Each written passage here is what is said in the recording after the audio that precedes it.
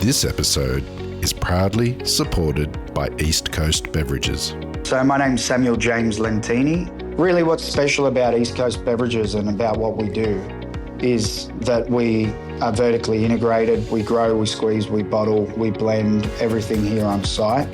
And not only that, I think what is really special is that all of the bars and restaurants and hospitality venues, they're able to come and visit our site. And once they come to our site, they see what our process is and they can actually see that the lemons, limes and oranges are all getting squeezed here, where we're not using a concentrate that comes from overseas. What is really special is that we invite people to come here. We have events here, and we're a family business, and we're able to really just work off the foundations that my grandfather built many years ago and continue a quality product range. For more information, go to eastcoastbeverages.com.au. I'd like to acknowledge Australia's First Nation people as the traditional custodians of the land, and for this episode in particular, the Gadigal people. I pay my respects to their elders, past, present and emerging. You go to the pub and they pull out a post-mix gun. It's just like this acceptance, well, that's what I get. But you don't have to accept that. You know, there are other options and there's plenty of other options. So, you know, you can be discerning and you can ask for better. This is Over a Glass. I'm Shanteh Wale. Monica Callinan is the founder of Sodasmith, a refreshing range of premium soft drinks and mixers inspired by Australia's abundant natural resources and native ingredients. She has created what the country has long been waiting for, delivering it with flair, precision, and a charisma all of her own. Mon, thank you so much for joining me. Hello, Shanteh. That was very, very nice of you. Oh, well, it's all totally true. And not only do I love what you've created, but I adore you. Mon, let's go back to where you grew up because you do have that beautiful accent of yours. Oh, yeah. Yes, so I am Australian on paper. My mother's from Sydney, but I was raised in California and actually thought I would never, ever, ever live in Australia because this was my mother's home and not mine. But as, you know, the life journey took me around the world, I landed in the Mornington Peninsula 15 years ago now, just, you know, for a vintage at Red Hill for 2 to 3 years. And here we are now, children, a business, a life. Yeah. And very, very happy to be in Australia. And I'm sure you can fake some of the Aussie accents when you've had a drink or two, can't you? No? Yeah, as far as I can go. I am horrible at any accent. Everything comes out Jamaican. It's better than my Indian, which is just horrific. But tell me about you. We did bond over the fact that you do enjoy a glass of wine, but you've had a little bit of a previous history in wine. Tell us about that. Yes, a lot of history. So yeah, I grew up in California, Northern California, surrounded by vineyards, a region not too dissimilar to here in the Mornington Peninsula. And I had actually decided, you know, when I was in high school, I thought I actually wanted to be a chef. And my dad said, absolutely not. You know, fine, you can have that as a hobby, but you're going to university. So I picked a degree and I went to a university, and it turned out, I went to UC Davis. And after 1 quarter there, I discovered that they had a winemaking course, and I was already in hospitality, already loved food, already had started to do a bit about wine. And one of my friends said, take this class with me. You know, it was super fun. We get to try wine and it's an easy A. So I took that class and was forever converted.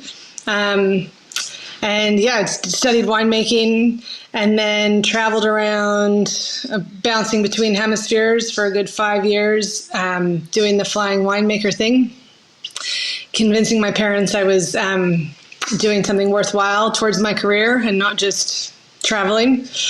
And then I landed in, South Africa. I was down there for the second vintage because I loved South Africa, but I thought I was bigger than the law, decided I didn't need a visa.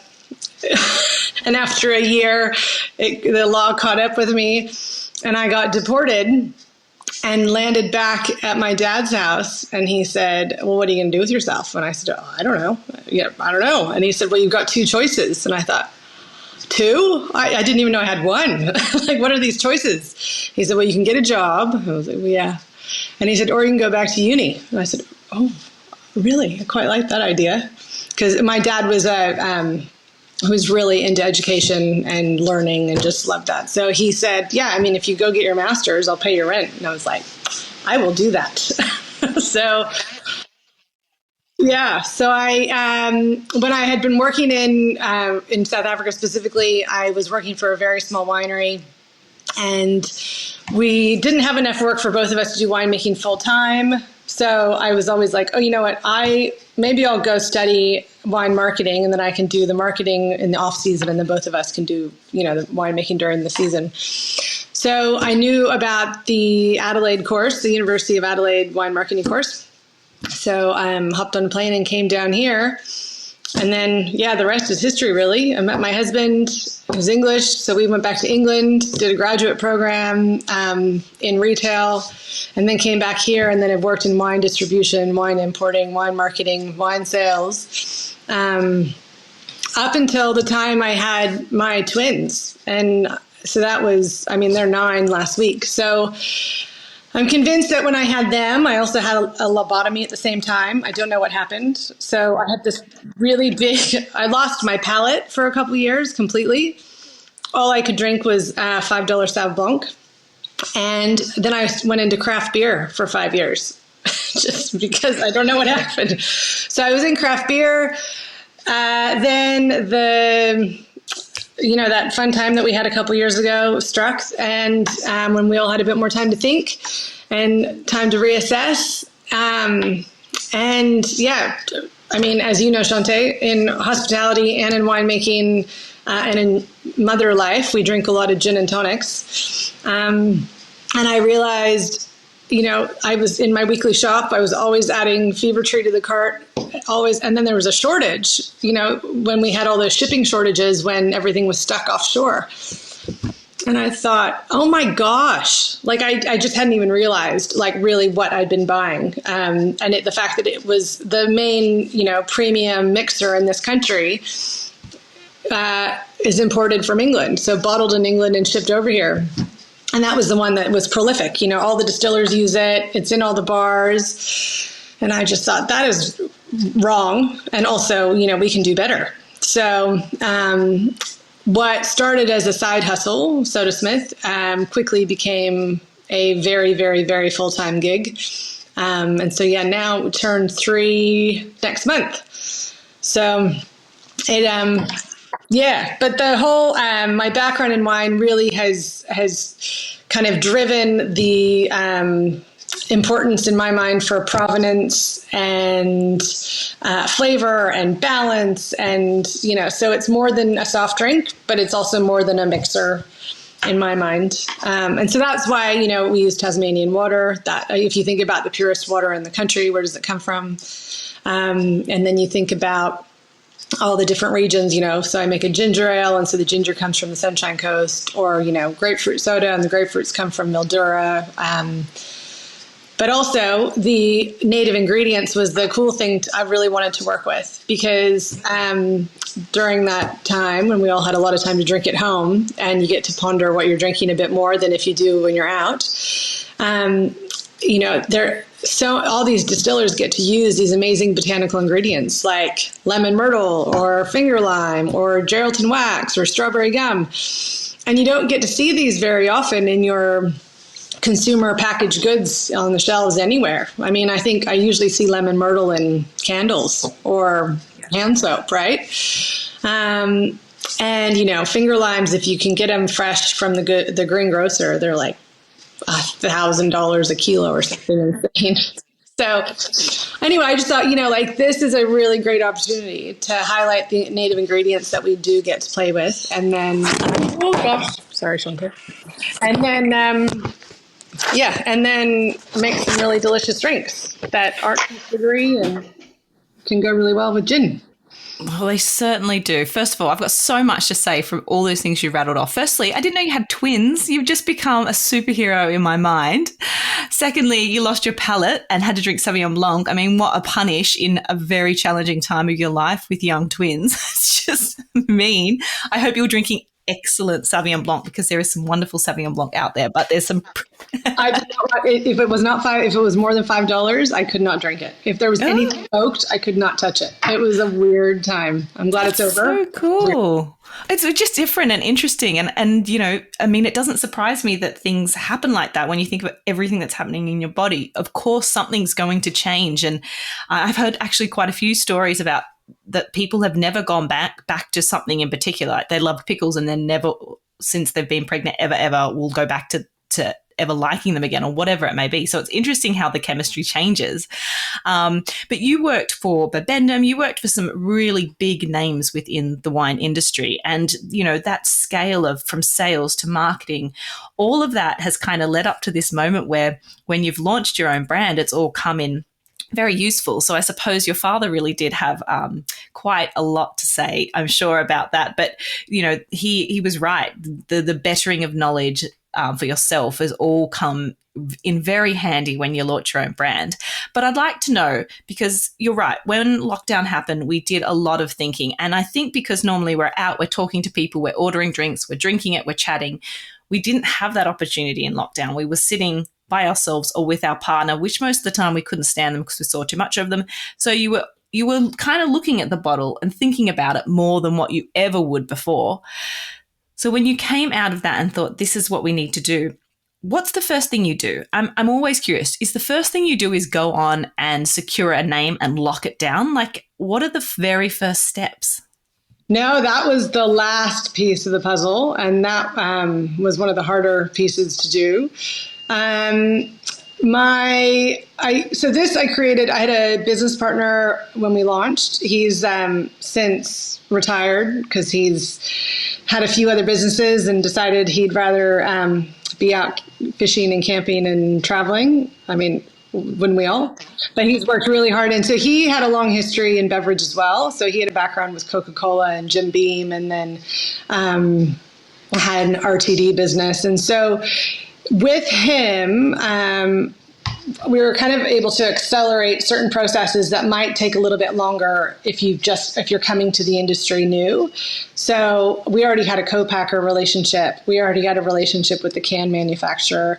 We already had relationships with the flavor houses because of his. So I came into the partnership with the marketing side, and he came in and the palate, and then he came in with the production ability and logistics. So we were very well matched in that sense, creating this brand together. And because of that, we were able to get it off the ground quite quickly. And so I've always said it's kind of a unicorn in that sense, because Sean, as well as myself, neither of us can sit still and neither of us can let paint dry. So the minute this idea came about, it was like, it was already 5 steps ahead. So, you know, the idea was probably conceived in, I don't know, let's say January of 2022, you know, and we were on the shelves in Kohl's in September of 2022. So yeah, so that we were fortunate that Sean had a long-standing relationship with a buyer at Kohl's through all the other things he's done in liquor and in grocery, and we were able to pitch to them, you know, and it was right in the time for the range review, and so. But like I say, it's a complete unicorn because we started at the Apex, whereas we went straight into a national retailer.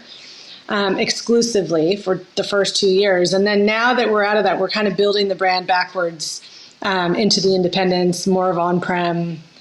But that's why I launched straight into good food and wine as well, because I thought, what is the best way I can get liquid on lips throughout the entire country and let people know that this product is amazing and it's on the shelf in Kohl's in every town. So again, that was an amazing opportunity because I just reached out to them, and Fever Tree had just dropped off that month because of the distribution change, and so it was right time, right place again. And that's been an incredible partnership. I mean, that's how we've gotten to know each other. That's how I consider it like that road show. You know, you often hear me say the word, I always refer to us as carnies. My husband doesn't think it's a very nice term, but I feel it in my heart. We're carnies. But those are like my colleagues, you know, going out and traveling the country with other food and drink producers, but also all the distilleries. That's where I get to get in front of them, try their product. You know, they get to try mine. We can go out for a drink at the end of the day. You know, I've really appreciated that opportunity as far as building a brand and building a business. That's been awesome for us. What has been some of the most surprising challenges that you didn't see coming doing your own brand, and what has been the most rewarding part? So the biggest, I say, gosh, one of the biggest challenges, I think just running a startup and wearing all the hats, literally all the hats. You know, one minute I'm brand ambassador, the next minute I'm production supervisor, the next minute after that I'm logistics coordinator, the next minute after that it's all at the same time in huge volume, because I mean, Sodasmith is still just me. Like I said, Sean's retired and stepped away, and I had someone helping me do admin for a little while, but she's just gone now to work at my production facility, so it's conflict. So had to let her go. So it's back with me, just juggling all the hats at the moment. And I guess it's deciding when to get funding or when to let go of some of these things. You know, it's that when we're exclusive to Kohl's, it's great because it's one customer. They pay every 28 days. You know, it's like a real, like, you have to work really, really hard to stay in there, but you're not managing all those other bits. But now as we expand and grow the business, the multiple distribution points, that's where it's just like juggling all these balls all the time. So that has been steep learning curve. The most rewarding, I guess, is in the same light, like the fact that I can, at the end of the day, I turn around and go, oh my God, like, look what we've achieved. Sometimes, you know, I ran some reports the other day, and because I was just trying to do some forecasting, and I went, oh my God, like, we've produced over 5.6 million cans. And like, to me, that is just mind-boggling to me that I have done that, you know, like this brand, that means 5.6 million cans people have enjoyed. That means they keep going back to it. You talked about everything that you do is thoughtful and considerate. I've brought up before, the color palette of the tins is beautiful. And I remember you mentioning that, but now I do get to see that gorgeous painting where you drew inspiration. And it does look at that coastline. It's very kind of gorgeous pastels, and the range is beautiful. And we talked about, you know, using tins, the decision to use tins over glass. That was a no-brainer, I imagine. Absolutely. And it's also a pinch point because I'm a stickler. It's always going to be in tins. And it was created that way for a reason. You know, aluminum is 100% recyclable, infinitely recyclable, lighter to transport, quicker to chill.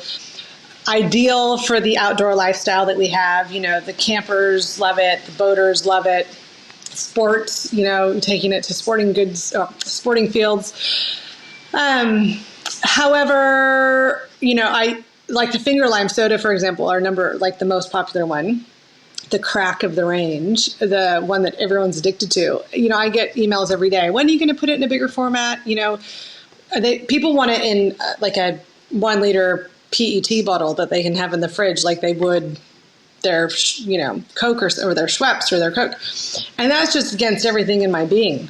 You know, I'm not going to put it in plastic. I'm not going to put it in glass. It's always going to be in aluminum for the reasons I've just said. And so I think that might, you know, inhibit us in certain ways, but I really hope that people get behind that as well. You know, I always say aluminum because of, you know, where I was raised, but aluminium is from Queensland and it's already 65% post-recycled material anyway. So in my mind, it's the best vessel that we have. And, and also as far from like a science point of view, like it's opaque, so you don't get the sunlight in there. And it does preserve the flavors better, so, because I remember I was in craft beer when there was the big shift from bottles to glass, glass to cans. And I know it took a little while for consumers to get their heads around it. But then now it's like a no-brainer. It's like, yeah, of course I'm going to have a beer out of a can. But at the time, and this is only 10 years ago, at the time, only bad beer, cheap beer could come out of cans. But then I think people realized actually it preserves the freshness of the beer better and the flavor profile. So, wonder where they get those. There's a couple of German beers you can get in some liquor stores, and they're like that big, large can. It's like a litre. Yeah. Seen those? Yeah. I wonder where they're from. I wonder where the production is on those. I don't think it's in Australia. No, because we have looked at doing the aluminum bottles with the screw tops. But unfortunately, none of those are made here in Australia yet. So they're either imported from China or America, which again defeats the whole purpose. Like the whole idea of this is that everything's Australian, with the exception of, and this is bizarre, because people say, but yours says 99% Australian ingredients. Yeah, because citric acid we don't make in this country. Oh, I would have thought it was the quinine. Oh, that too. Yeah. So like on the tonic, it's 98 and but everything else, because everything else has citric acid in it. Oh, citric acid. Interesting. Yeah. You would think in a country this size with all the farming and agriculture that we have, we could produce some. There's your next business venture, Mon, in all your spare time. Let's talk a little bit about recipes and what your aim was when you went out there and you were thinking, okay, I want to use native botanicals. I want to use as many Australian ingredients as we can. What were your thoughts around sugar levels and bitterness? So, that kind of formed the conversation very early on. I grew up with my mother drinking Schweppes tonic water straight from the PET bottle that I was just talking about, that liter bottle, straight from the fridge on a hot day, chugging it, saying it's so quenching. And I remember trying it and thinking, that is the worst thing I've ever had. Like, that is so bitter and so sweet and so carbonated, like nothing, it just punches you in the face from every direction. And, I remember also being at uni and going to the pub and trying to be sophisticated and ordering a gin and tonic, and you get Postmix or Schweppes, and then just having a horrible stomachache and thinking, oh my God, how do people drink this? I don't understand. But, you choke it down because it was a gin and tonic and I was, trying to be an adult. But I realized after many, many tries, and then actually switching to gin neat for a while, because I can happily drink. And at the time, I could happily drink a gin martini, but it was a gin and tonic that I just couldn't stand. So I realized it was the tonic that was just killing me, and also killing your palate, right? All you taste if you have a tonic of that kind is bitterness and sugar and then carbonation. So this is the antidote to my mother's tonic. And just using the background of the winemaking and knowing things about balance. So, in wine, it's always balance between acid and sugar and tannin, alcohol. This is very much balance between the bitterness and the sugar. I don't like a lot of sugar at all. I don't really drink soft drinks. We drink a lot of sparkling water in this house. So I made 2 sparkling waters, and those were really easy for me to make. So basically my remit has always been, I've kind of capped it. It can't be any more than 5 grams per sugar per 100 mil. And that includes fruit sugar as well. So the total sugars can't be more than 5 grams. And that's even too sweet for some people. I have a lot of people saying, I don't, well, they prefer to drink a Schweppes no sugar, which has fake sugar. But anyway, to each his own. But in this world where I really wanted So it's all cane sugar as well. So all natural sugar. There's no synthetic sugar. There's nothing else, no other sweeteners. And then, you just get a little bit of fruit sugar, either from lemon juice or grapefruit juice, or even the ginger provides some sugar to some of them as well. But we've tried to really simplify it, not overcomplicate. If you look, there's not very many ingredients at all. So it's just all about using really, really, really good ingredients, the best that we can find. Fortunately, the native Australian ingredients over deliver on flavor, like massively. Lemon myrtle, you just need to waft it near it, and you get incredible citrus or citral components. So, that to me though is and even I'm going to try and tweak our light tonic even more, because that has less sugar than our number one tonic, which is a Mediterranean style. So lots of citrus. So bitterness is always on the back palate. It's kind of it's there, but it's not in your face. So the light tonic has a bit more of the quinine character because it has less sugar, and sugar masks bitterness. But I even think I'm going to dial back the sugar on that one when we change the packaging, just to give it a bit more. I just like how it sits lighter on the palate too. Sugar just coats everything and takes over, and it's often the lasting impression, and it's kind of like when you sit back. But I think the resounding comments that I have heard from people that are just drinking your drink in the gin class, from people that have just I had one when I was feeling drastically hungover. I had the finger lime as just a drink, and it brought me back to life. From the distillers that are crafting and drinks around it, it's such a good drink. All of your drinks are good drinks on their own, and yet they're so amazing when they're paired with these spirits, because they have balance, and they have a natural effortlessness to the way that they that they taste.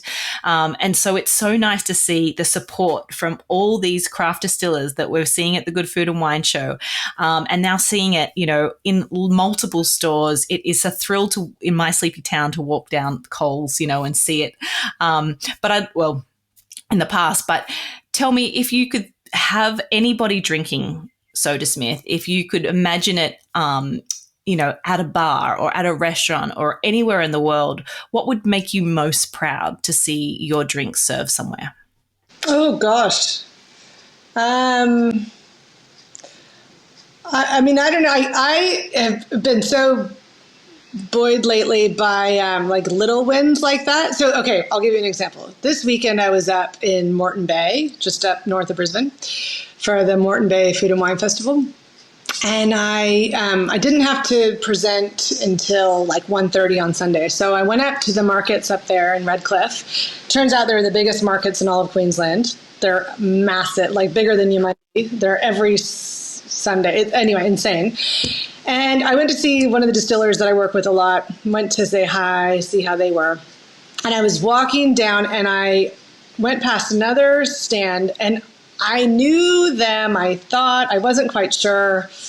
Anyway, I stopped, and I was just going to have a chat. And these women had just bought 3 bottles, so they were trying to sell it to me. This is the best gin you've ever had, la, la, la, la. So we were chatting, and I said, what do you guys mix your gins with? What do you, and the woman said, anyway, we started chatting. And she said, but he recommended, to put this with a lime soda. I said, interesting. And I said, I actually make one. It's called Sodasmith. It's a finger lime soda. I'm sure it would go really well. And he picks it up out of the esky. You mean this one? One I prepared earlier? And it was just it just was such a win in my heart. We've decided that we're kind of like Dory. Both of us can't remember anything. So we're like, have we met? Have we met? Have we met? But awesome guy. And, he wasn't using stock I'd given him. He wasn't using stock that he got, he went out and bought that. So having that kind of support that I don't even expect. I'm up in Moreton Bay, Queensland, miles and miles away from where I live, at a farmer's market, and someone's using my products. That to me is just, it's awesome. It feels so good to see that, and to have that support. That's really cool. And like you said, it is so genuine from the people I have seen that just love your product and have just been waiting for it for so long. And like you said, we have the most amazing craft drinks in this country that come from beautiful products that nowhere else has in the world, and yet it's let down often by what we choose to mix it in or serve it in. And so, this is changing the game, really, and they are beautiful products from the way they look to the way they taste, from all the thought that goes into them, and also knowing we're using 99 or 98% Australian ingredients makes my heart sing. So I think you're doing an amazing job, and I wanted to know how is best to support you. If you want someone to try these, what's the best way for them to go about purchasing something? Well, first and foremost, we need to change. You have to join the revolution. So Nick Ryan and I started this, 3 years ago? And we'll get there, Shanteh. We'll get everyone chanting this in a couple weeks' time in Brisbane, I'm sure. But we have to, there's just this, people just assume or have this kind of acceptance that horrible tonic is the option. So, if you go to the grocery store, there's just a wall of Schweppes, and it's a huge international brand, and it's accessible and cheap. So it's like, that's what we have to use. Or if you go to the pub and they pull out a post-mix gun, it's just like this acceptance, well, that's what I get. But you don't have to accept that. There are other options, and there's plenty of other options. There's Sodasmith, there's Long Rays, there's Cappy, there's Fever Tree, there's more and more popping up. So, you can be discerning and you can ask for better.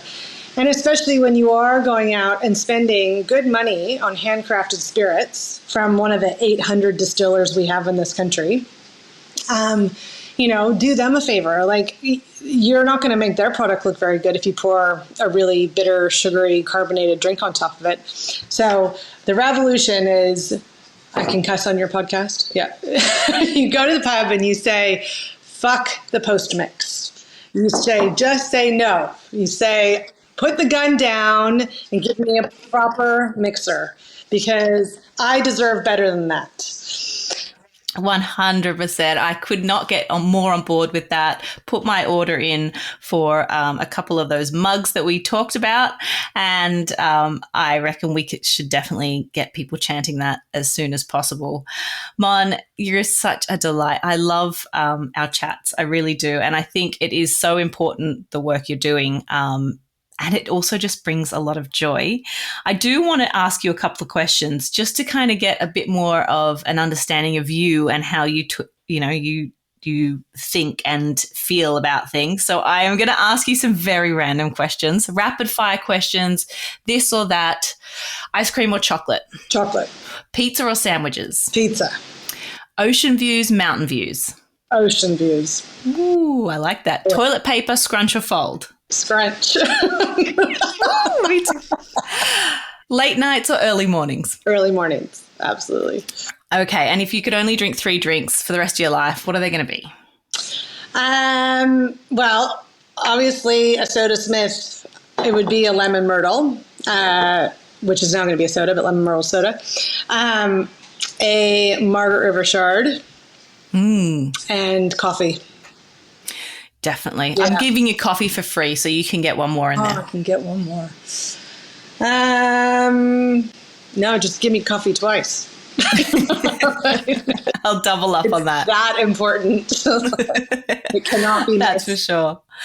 Thank you, Mon, for joining me. It brightens my day to have a conversation with you, and you're doing great work. Like I said, I can't wait till our paths cross again. And I've already got my parents on to the Sodasmith.